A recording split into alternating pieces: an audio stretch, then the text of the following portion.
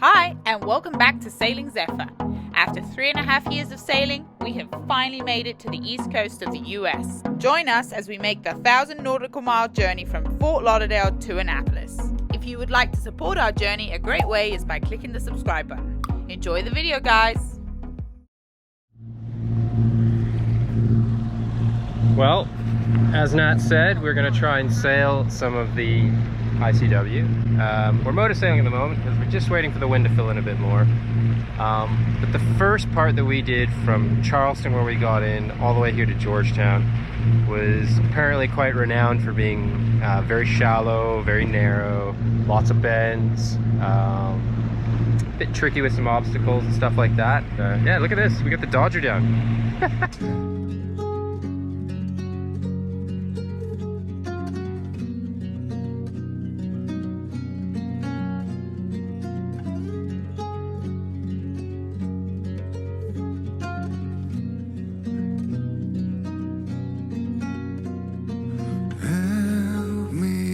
The drunk captain back here.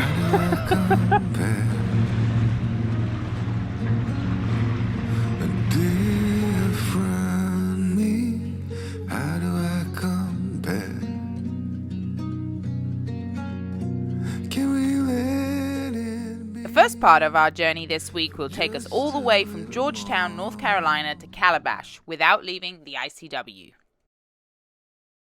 There's one of these wind boats or whatever you call them that has a big fan to go across the water. That is incredible. It's so loud. How much fun would one of those be to go on? My mind is wide and aching at the core.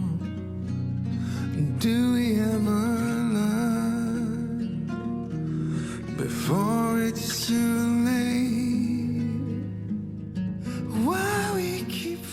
Echo, echo, echo, echo. There was echo underneath the bridge. Oh my god, I don't think I'm ever going to feel not stressed when we're going under bridges. I think I've watched too many disasters, sailboats and bridges. This one and the one before that we did today both didn't have the markers letting us know how tall depending on the tide.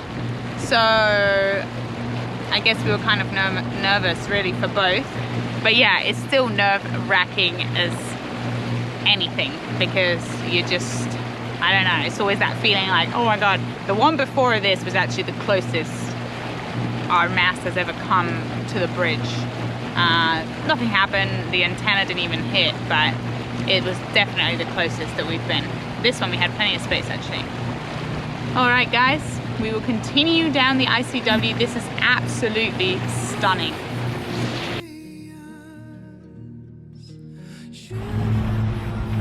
I take that back, this might be the closest one because it's currently sitting at 64 with the tides and we are 63.8. So this one is actually going to be the closest. Here we go, you can see it there, 64. On each other all the way.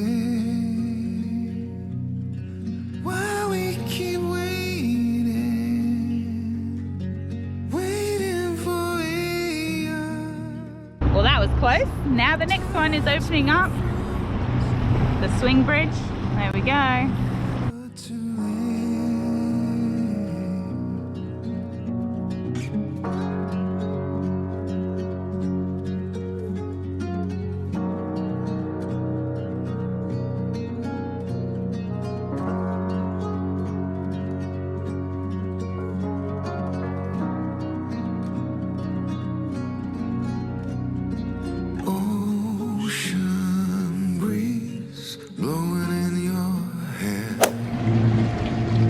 Morning everyone, it's 5:45 in the morning. For some reason twice in the last little while we found time before 6.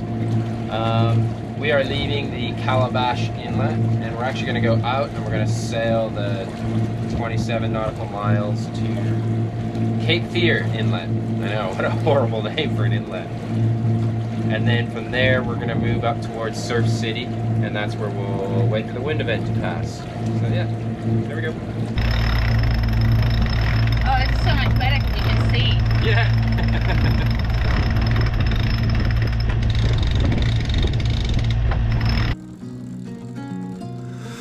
Come to me, how do I compare?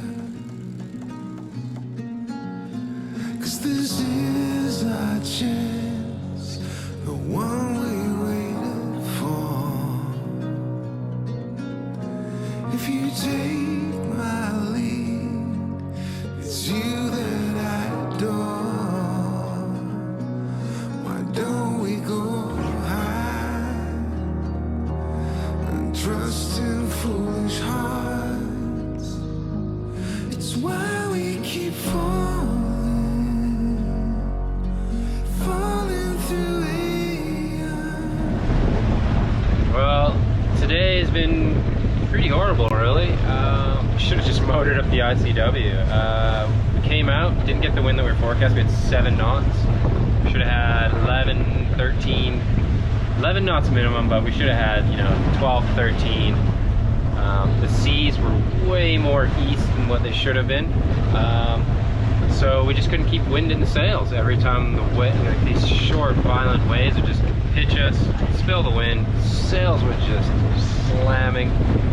So we had like a scrap of main out just to try and stabilize a little bit, and we've pretty much been motor sailing. So we swapped flat water, total calm motor sailing for really rolly, uncomfortable motor sailing. So yeah, kind of got skunked on the forecast a little bit.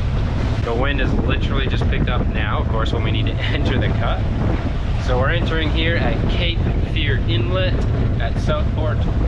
Pretty straightforward. Just one of those ones, from what I understand, that has lots of shoaling around, and you just need to make sure that you follow the marked channel. It's a really big marked channel, which is great. And we got, tide is just about to go dead high, so we'll have slack tide as we enter, which is great. Well, quick update, guys. Okay, we entered the cut here at Southport, but our goal is always to get to Surf City to hang out for this weather event. It's not too bad. I mean, 25, 30 knots at anchor is pretty normal for wind, but we thought this would be a good spot to hang out for a few days, so we're just going to keep pressing on. We're actually sailing in the ICW. It's been incredible. I wish we had a spinnaker. If we had a spinnaker, we would be flying right now. We got flat water. This would just be this prime spinnaker time right now. But nonetheless, we got the Jenny out, we got the big bad boy out, and we're doing 5 knots, just chilling. We're gonna have to pull it in shortly because we're gonna enter a very tight cut, and we got to go through a bridge, and I don't like to have the sails up when we go under a bridge. But yeah, so that's what we're doing. We're heading all the way to Surf City in North Carolina, but another 18 miles to go. So I've just come out of the big bay in Southport, and we're now on the stretch to Surf City, North Carolina. We've come through this little cut. We're on this sort of long straightaway bit, and I don't know if it was an anchoring issue or whatever, but this catch, unfortunately, not so good.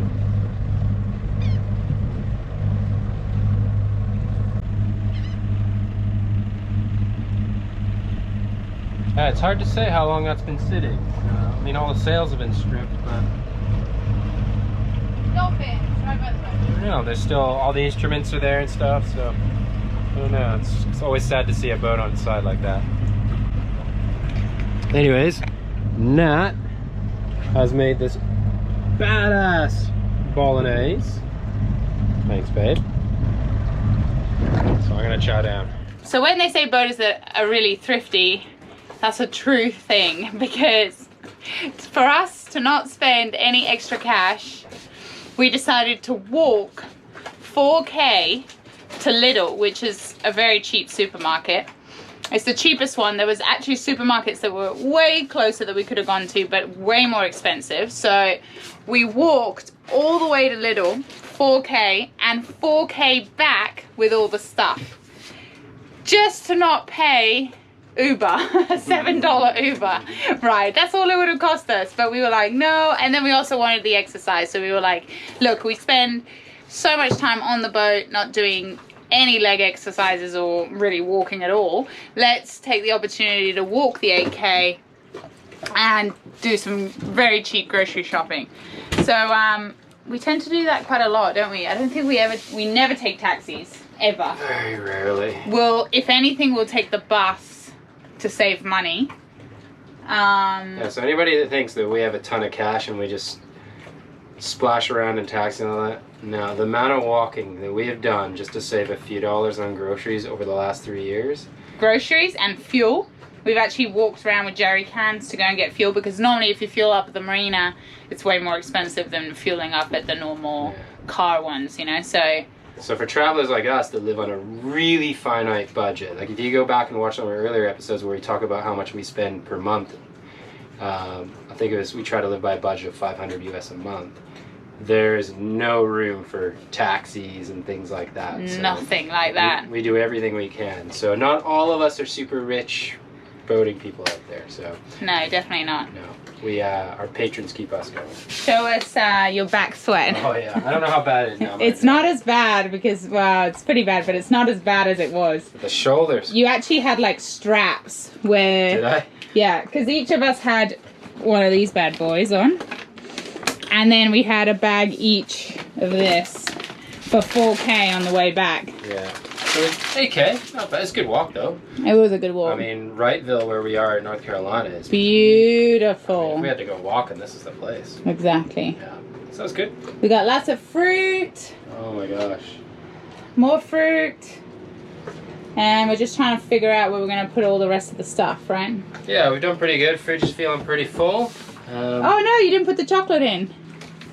Ah! Get that in. This is, if you want to get cheap chocolate, guys, Oh Lidl or Aldi. And it's actually good, isn't They're it? German supermarket chains. These are like 95 cents a chocolate bar. It sounds like you work for Lidl. I know, I do, but you know, when you've been, you know, we've gone around quite a bit of the world now, and when you're looking for supermarkets, they are the you best. appreciate the really good ones. So. All right, let's finish this up. At Wrightsville Beach, whilst we wait out some weather, James takes advantage of the downtime and gets to work sealing some stanchions that had been leaking and causing problems with our electrics for our running lights. And then on the underside, I want to put some around the threads on this side.